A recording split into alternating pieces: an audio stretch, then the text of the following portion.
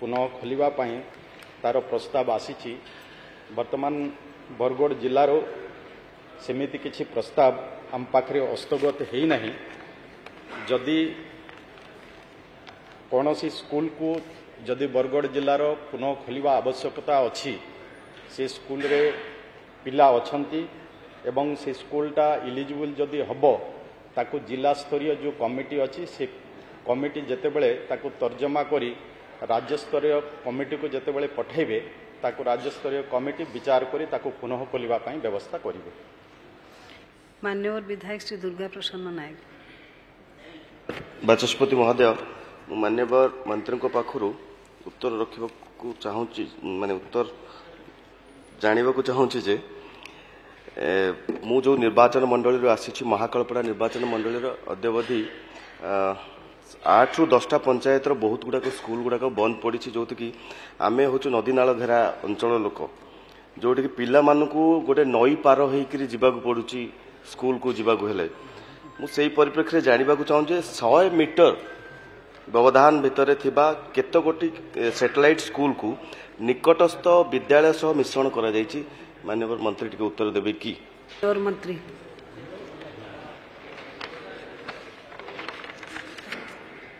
बाचस्पति महोदया,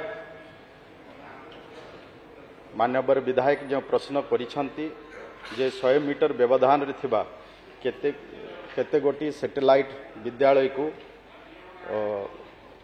निकटस्थ विद्यालय रे मिश्रण करा जायछि। आमर विभाग रो विज्ञप्ति संख्या 18,498 25/8/2018 अनुजाई 100 मीटर व्यवधान रे थिबा 2152 गोटी सैटेलाइट स्कूल को निकटस्थ विद्यालय सहित मिश्रण करा जायछि। ताकू आमे परिशिष्ट खरे तार आंसर देइछु। जदि माननीय विधायक चाहिए ताकू आमे से उत्तर भी तांकू जोगाई दे पारिबे। धन्यवाद। माननीय विधायक श्री मनोहर रंधारी। माननीय बाचस्पति महोदय, मु आपण जरिया माननीय मंत्री महोदय को जानवा चाहूँगी जे आमर नवरंगपुर जिले में केतटी एभली स्कूल जोटा बंद हो जाइछि एवं जो स्कूल की आमर अंचल होछि पहाड़ पर्वत अंचल, जो अंचल कि 20 ରୁ अधिक पिला वर्तमान भी अच्छी किंतु से पिला माने ड्रप आउट होकर घरे रहीगले। सेठी ना अंगनवाड़ी अच्छी ना स्कूल पढ़ाई प्राइमरी स्कूल खोली जोटा बंद होता। माननीय मंत्री जो कहते जे जिला स्तर जो कमिटी सुपारिश आसो, माननीय मंत्री महोदय कहे कि कौ चिठी जाइछि जे जिला ऑफिस को जे से माने पठेबा कार परामर्श नहीं कि से पठेबे। माननीय विधायक मानक परामर्श करने माननीय मंत्री निर्देश देवे कि एवं जो द्वारा जो स्कूल जाक वर्तमान सुधा बंद अच्छी आमर जिले में केतटा स्कूल एवं केउ केउ स्कूल बंद अच्छी ताकू शीघ्र किभली भाव में सुपारिश जिला स्तर आसबो एवं राज्य स्तर ताकू सुपारिश मंत्री।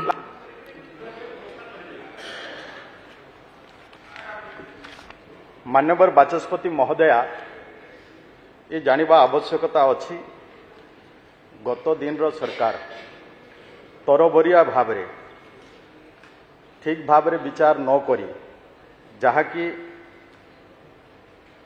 विज्ञप्ति संख्या 5465 11/3/2020 अनुजाई संकल्पनामा संख्या 5538 11/3/2020 और करिएंडम नंबर 18905 तारीख 14/12/2020 अनुजाई छात्र छात्री को संख्या कम थिबा विद्यालय गुड़िक बंद करा जाई अछि। एही आधार रे राज्य रे समुदाय सेतेबेलर सरकार 5632 गोटी विद्यालय को निकटस्थ विद्यालय सहित मिश्रण करिसंती। तो वर्तमान सरकार रो जो मान्यवर विधायक कहउछंती को अनुसार आमर संकल्प नाम संख्या 5538 11/3/2020 धारार 24 एवं असेपा पत्र संख्या 5830 तारीख 9/9/2020 रे बंद होइतिबा विद्यालय को पुनः खोलिबा पई आवश्यक निर्देश भली जारी करा जाई अछि। उपरोक्त पत्र अनुजाई राज्यर बंद थिबा स्कूल को पुनः खोलिबा पई कोनोसी प्रस्ताव हस्तगत हेले प्रथमे जिला स्तरीय कमिटी द्वारा जांच करा जाई राज्य स्तरीय कमिटी रे विवेचना पई पठा जाए। राज्य स्तरीय कमिटीर सुपारिश क्रमे बंद थिबा विद्यालय को पुनः खोलिबा पई नीतिगत निष्पत्ति नेबार व्यवस्था रही। मान्यवर विधायक तांकर जदि नवरंगपुर जिलार स्पेसिफिक केतोटी स्कूल बंद रही मो पाखे तार डाटा परवर्ती समय आम चाहिए दे पारिबा।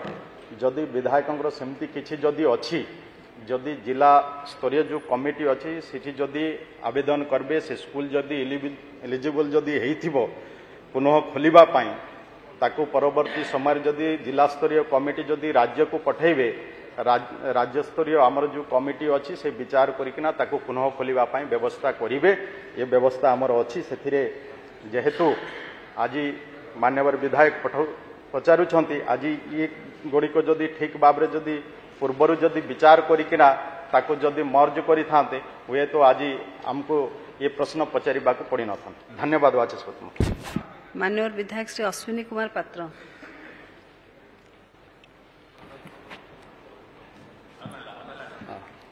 स्पीकर मैडम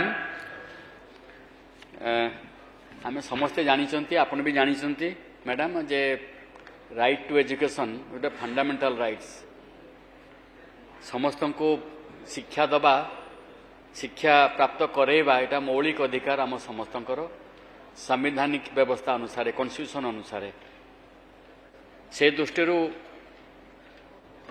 जो वर्तमान जो जतकी स्कूल बंद करा जायछि जतकी स्कूल स्ट्रेंथ अनुसार हो बा अन्य कौन कारण बंद करा जायछि प्राइमरी एजुकेशन विशेष भाव में से दृष्टिकोण विचार करबा पई जेतिकी स्कूल एबे बंद होइछि किछि स्कूल मार्च कर दिया होइछि 1 ରୁ 10 श्रेणी भितर कर दिया जाइछि जोटा कि नोडाल स्कूल हिसाब से परिगणित होउछि।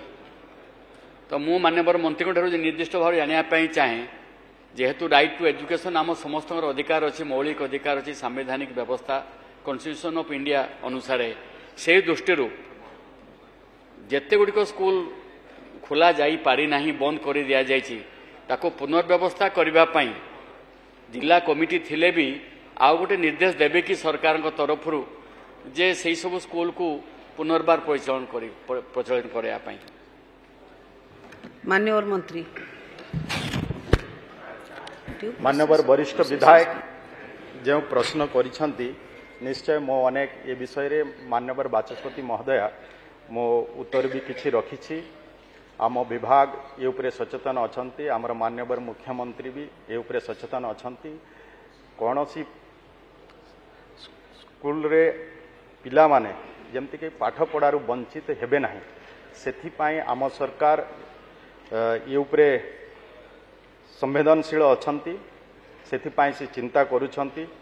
जदि कौन सी स्कूल तांकर जदि थाए जे स्कूल को पुनः खोलिबा आवश्यकता अछि एवं आमर क्राइटेरिया दृष्टि जदि सेठी छात्र छात्री जदि रही पढ़िबा पाई जेमिति कि टीएसपी एरिया रे 20 जन जदि थिबे से स्कूल को पुनः खोलिबा पाई सेटा योग्य हबो एवं जोटी जदि नॉन शेड्यूल एरिया जदि हेथिबो शेड्यूल एरिया और नॉन शेड्यूल एरिया जदि हेथिबो अंततः से स्कूल रे 40 जन पिला रहिबा आवश्यकता रही।